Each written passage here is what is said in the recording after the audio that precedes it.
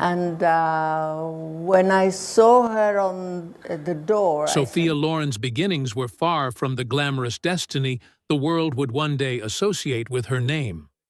She was born in 1934 in a Roman maternity clinic for unwed mothers, the child of a love that carried no promise and a father who refused even the most basic acknowledgement of responsibility. Her mother, Romilda Villani, once a beauty queen with striking features often compared to Greta Garbo, had dreamt of a Hollywood career. Instead, she found herself abandoned by Riccardo Ciccolone, a man who entered her life with charm but vanished when permanence was required. He returned briefly only to disappear again, leaving another daughter, Maria, behind, and again refusing to sign her birth certificate. The war years and the first wounds. The outbreak of World War II turned the already fragile world of Sophia Loren into one defined by terror. In Naples, bombings tore the sky apart, and every siren carried the possibility of death. Sophia remembered once mistaking a piece of chocolate given by an American soldier for some unknown miracle, because she had never tasted such sweetness before. But joy was brief, and often followed by violence. During one raid, shrapnel struck her, leaving a scar on her chin that she would later cover with makeup, but never erase from memory. To add to her burdens, she was mocked relentlessly for her thin frame, called toothpick and stick by classmates who could not see beyond her awkwardness. Even a wet nurse once whispered that she was the ugliest baby she had ever seen. Such cruelty branded itself into her sense of self-worth, teaching her that the world could wound not only the body, but the spirit. Yet within her, something unbreakable stirred. She did not collapse beneath judgment or scarcity. Instead, she learned to endure. Transformation and the spark of beauty. By the time Sophia turned 14, her body began to change, and with it, the way the world looked at her. The frail, mocked child grew into a striking young woman with curves, poise, and eyes that held both fire and sorrow. Suddenly, people stared. For a girl who had only known neglect, hunger, and shame, beauty was not vanity. It was a fragile form of power, perhaps her only way out. She entered beauty contests, often in dresses her grandmother sewed from curtains, not out of extravagance but necessity. To her, standing on stage was not about winning crowns, it was about survival. During one of these contests, she caught the attention of Carlo Ponti, a film producer nearly twice her age and married, whose influence would shape both her career and her life. Their meeting ignited one of cinema's most enduring and controversial love stories, marked by devotion, scandal, and perseverance. Carlo Ponti and the birth of Sophia. Loren, Carlo Ponti, saw in Sophia more than a beauty queen. He saw a raw and radiant soul. Under his guidance, Sophia Villani Ciccolone became Sophia Loren, a name inspired by Swedish actress Märta Thoren, marking her transformation into someone the world would remember. Ponti helped her secure small roles in films like Quo Vadis and Aida, where her presence, though brief, was unforgettable. Each uncredited role was a step further from the hunger of Pozzuoli, and closer to the destiny that awaited her. Yet success was not free from cost. Her relationship with Ponti was judged harshly in Catholic Italy, where divorce was not legally possible, and their bond was viewed as scandalous. Sophia endured whispers, headlines, and moral condemnations, but she continued to fight for her place in cinema. Every camera flash carried both glamour and scrutiny, but she walked forward with the same determination that had carried her through war and want. The rise to stardom. By the early 1950s, Sophia Loren was no longer just a hopeful actress. She was becoming a star. Her breakthrough came with Vittorio De Sica's The Gold of Naples in 1954, where she displayed not only beauty, but emotional depth, portraying characters with earthy humanity and unapologetic truth. Hollywood soon beckoned, and in 1956, Paramount signed her to a 5-picture deal that catapulted her onto the global stage. She starred alongside Cary Grant in Houseboat, Anthony Perkins in Desire Under the Elms, and Frank Sinatra in The Pride and the Passion. With each performance, she proved she was not just a glamorous import, but a serious actress capable of commanding the screen. Yet the role that would change her life came in 1960 with Two Women, where she fought for and won the part of Sisira, the mother, rather than the daughter.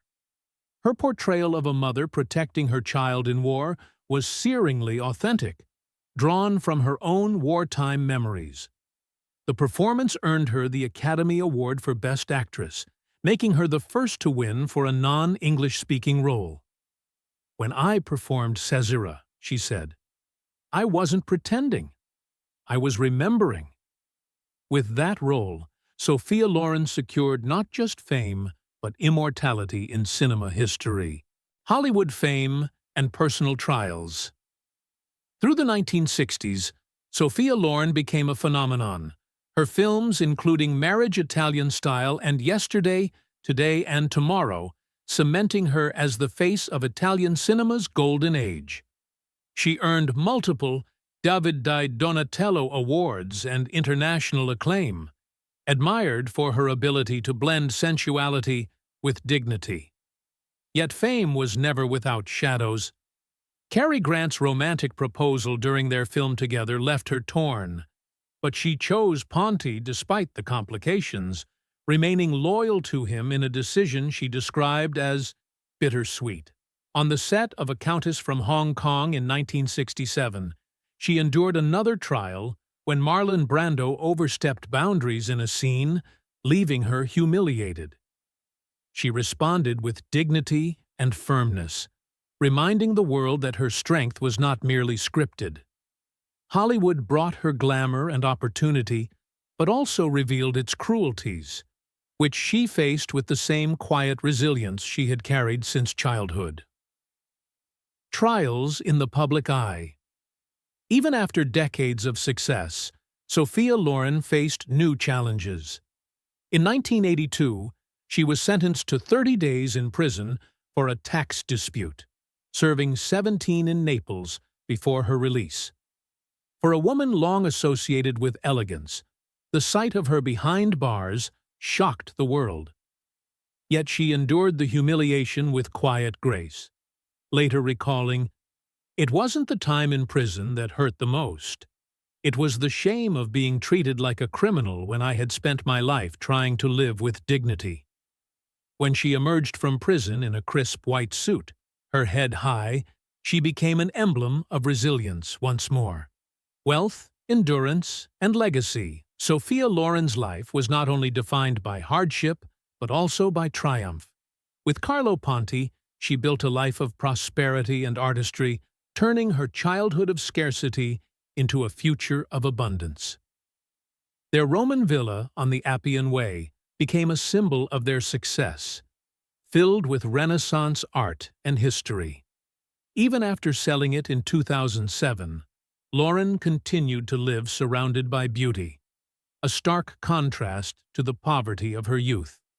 Today, her fortune, estimated between $75 and $150 million, stands as proof of a life not merely endured, but conquered.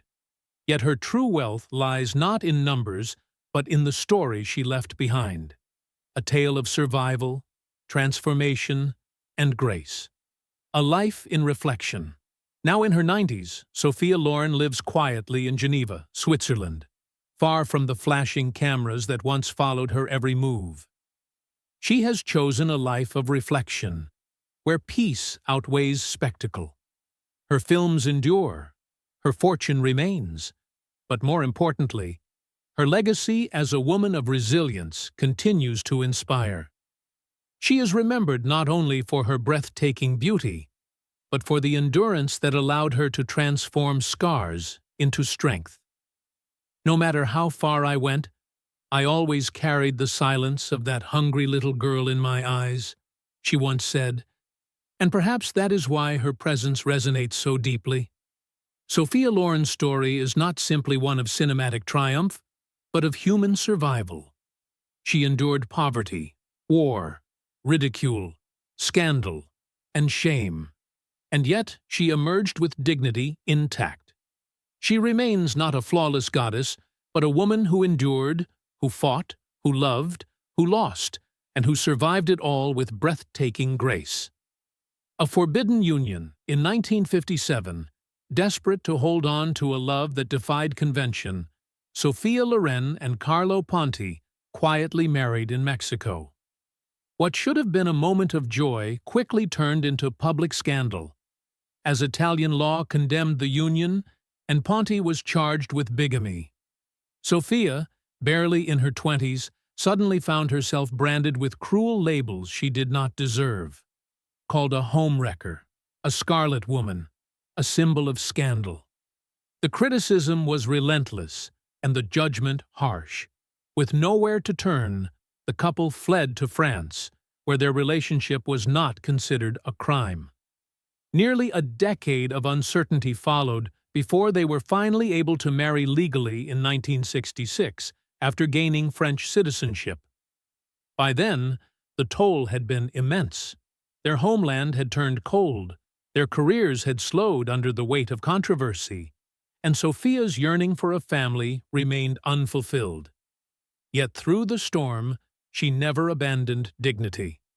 Even at her lowest moments, she carried herself with a grace that made her more than a star. She was a woman refusing to be broken. The longing for children. Sophia's greatest desire was not wealth or fame, but family, and her journey toward motherhood was marked by heartbreak. She suffered multiple miscarriages, each loss leaving her devastated. "Each time I lost a child, a part of me faded," she would later confess. Yet she refused to let despair define her, holding on to hope with the same resilience that had carried her through poverty and scandal. At last, in 1968, joy arrived with the birth of her son, Carlo Jr., followed by Eduardo in 1973. These children became her sanctuary, her proof that hope could outlast tragedy. Still, love with Ponti was never without complexity. He was not only her partner, but also her mentor, and, at times, a figure of control. Their marriage was built less on ease than on endurance. When Ponti passed away in 2007, after more than half a century together, Sophia confessed quietly, "When he died, a part of me died too." Even in widowhood, she admitted that she still spoke to him every night, a ritual that revealed the depth of a bond that shaped her entire life, from scarcity to splendor. By the time of Ponti's death, the empire he and Sophia had built stood as a testament to their shared endurance, rising from scarcity to splendor. For a girl who had once drunk water from a car radiator to survive the hunger of war-torn Naples, every marble column in her villa and every priceless painting on her walls was not simply luxury, it was victory. Their fortune, built through films, real estate, and an extraordinary art collection, was valued in the tens of millions.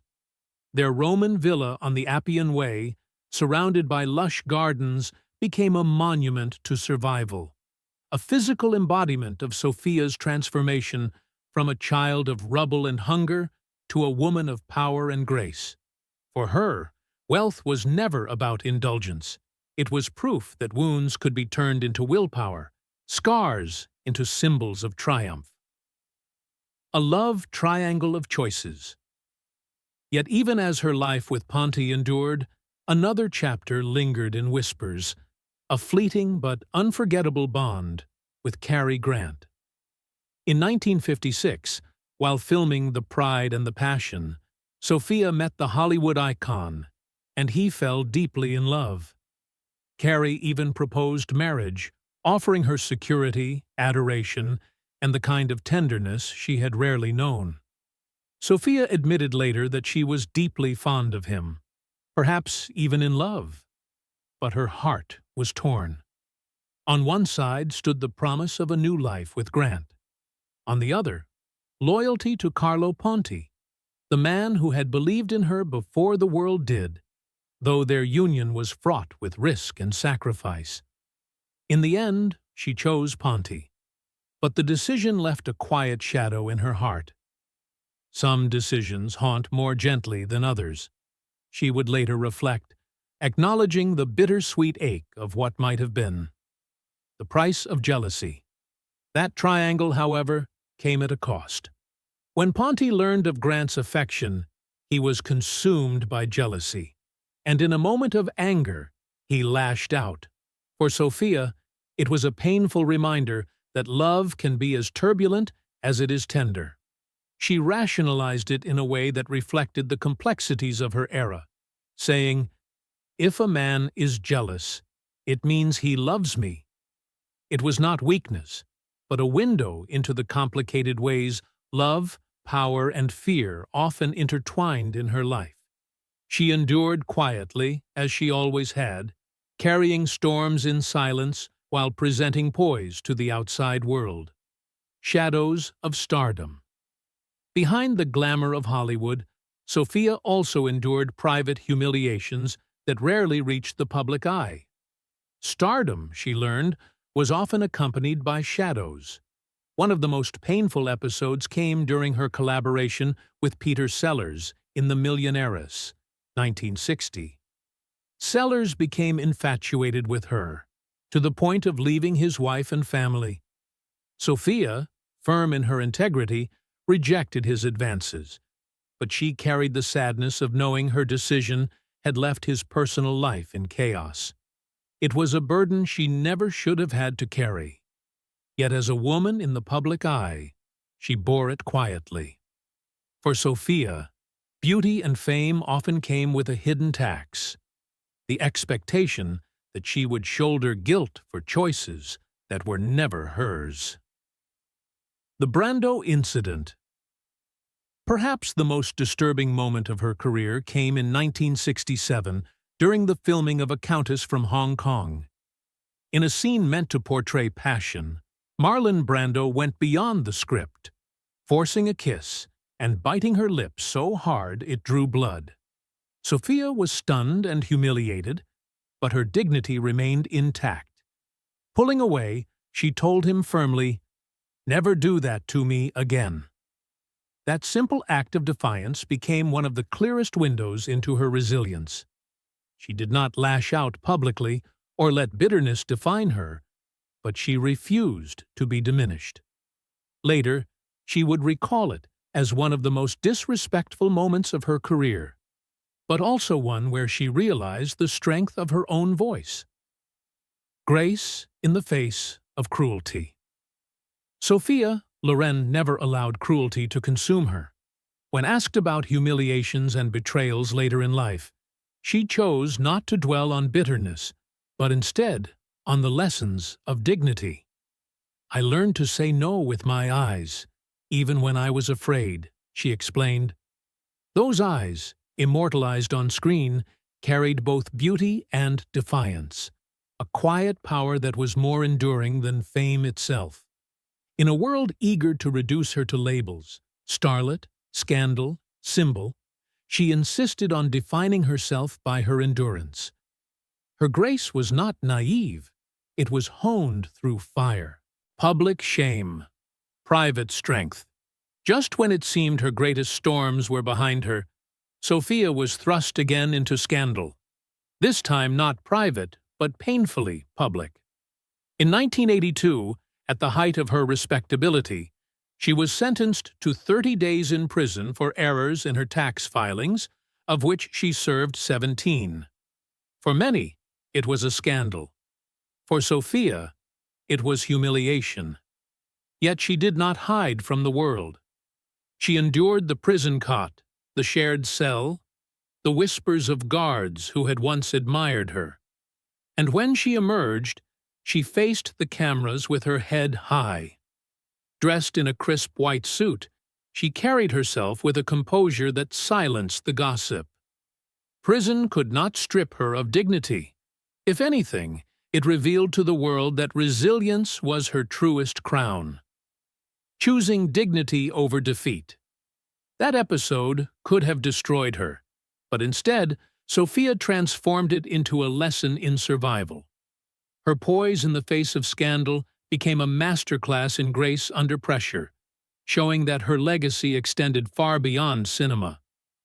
"You are not only the roles you play," she said, "you are also the trials you survive." In that moment, the world saw not just an actress, but a woman whose spirit had been tested and remained unbroken. For decades, audiences had celebrated Sophia Loren as a goddess of beauty and talent. But in stepping out of prison unbowed, she became something more enduring. A symbol of strength itself. A retreat into reflection. In her 90s, Sophia Loren's life bears little resemblance to the whirlwind of flashing cameras, red carpets, and premieres that once defined her. Having stepped away from the relentless spectacle of Hollywood, she now resides mainly in Geneva, Switzerland, a city that offers serenity, discretion, and the kind of quiet dignity she has always sought. For someone who spent decades living under the world's gaze, this retreat is less about withdrawal than about balance. Sophia has earned the right to silence. She sold her beloved Villa Araba, the Roman estate where she and Carlo Ponti built a life of grandeur, in 2007. Yet she remains deeply tied to the spirit of the homes she has created over the years, spaces filled with art, photographs, and mementos that carry the weight of memory. Her former California estate, described by her son as a little village with its courtyards, fountains, and endless beauty, was once the stage for family life and elegant gatherings. Today, Sophia gravitates toward simplicity, choosing spaces of light, calm, and reflection. After a lifetime of noise and spectacle, she has earned the peace that comes with stepping away. And in her solitude, she continues to live with the elegance that defined her public life. The wealth of a lifetime. Sophia Loren's financial legacy is as impressive as her cinematic one, reflecting both her artistry and her wisdom.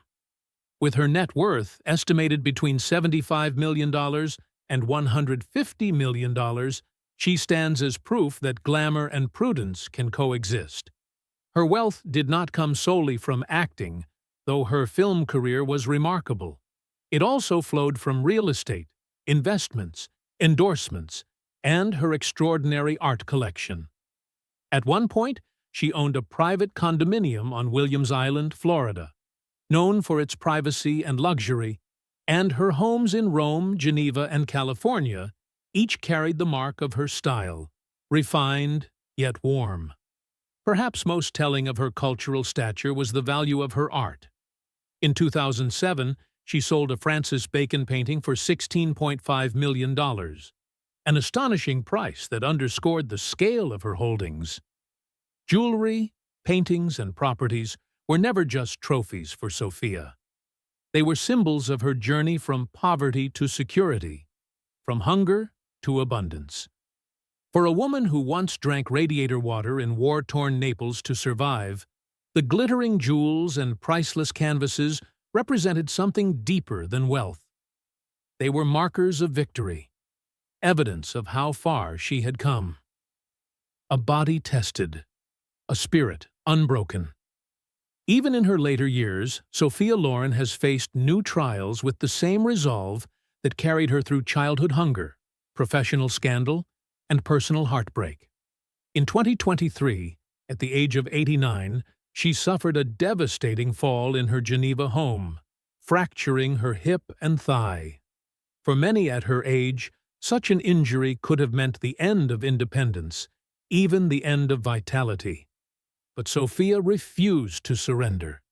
She committed herself to rehabilitation, attending physiotherapy 5 times a week, and approached recovery with the same determination that defined her youth. Friends and family described her as resilient, focused, even cheerful, choosing discipline over despair. Much of her strength comes from her devotion to balance. For decades, she has embraced a Mediterranean diet, simple, fresh, and nourishing. Her meals are rich in olive oil, tomatoes, salads, pasta, and fish, with dinners light and carefully chosen. She often jokes, "Everything you see, I owe to spaghetti," a line that captures her warmth, but beneath the humor lies a lifetime of discipline. Sophia has always believed in moderation, respect for her body, and the quiet dignity of self-care.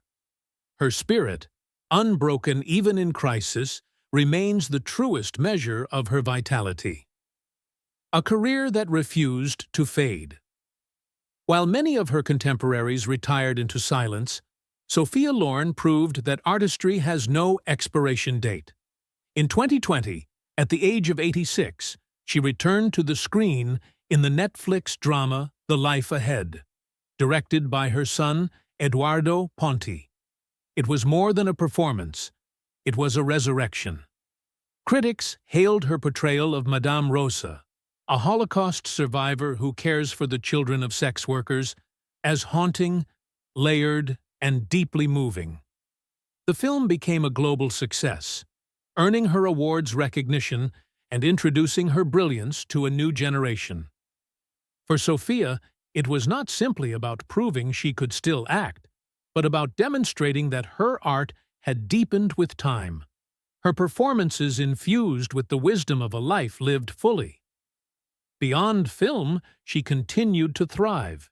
She became the face of Dolce & Gabbana's Dolce Rosa Excelsa perfume, lending her elegance to the brand's vision of timeless beauty.